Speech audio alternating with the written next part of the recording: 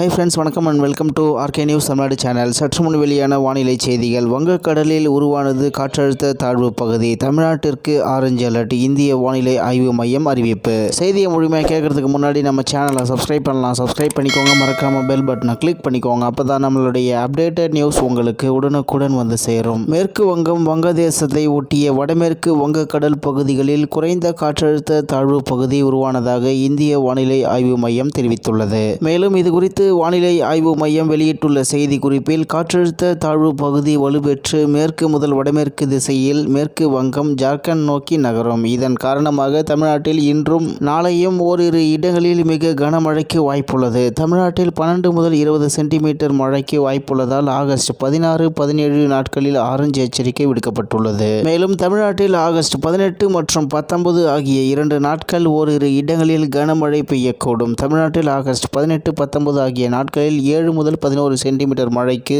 வாய்ப்புள்ளதால் மஞ்சள் எச்சரிக்கை கொடுக்கப்பட்டுள்ளது. முன்னதாக சென்னை வானிலை ஆய்வு மையம் வெளியிட்டுள்ள அறிவிப்பில், தமிழ்நாட்டில் இன்று ஆகஸ்ட் 16 நீலகிரி, கோவை மாவட்டங்களில் மிக கனமழைக்கு வாய்ப்புள்ளதாகவும், கிருஷ்ணகிரி, தருமபுரி, சேலம், ஈரோடு, நாமக்கல், திருப்பூர், கரூர், திண்டுக்கல், தேனி, தென்காசி, நெல்லை, குமரி மாவட்டங்களில் கனமழை பெய்ய வாய்ப்புள்ளதாகவும் வானிலை ஆய்வு மையம் தெரிவித்துள்ளது. அதேபோல் நீலகிரி, கோவை, திருப்பூர், தேனியில் நாளை ஆகஸ்ட் 17 மிக கனமழைக்கு வாய்ப்புள்ளது.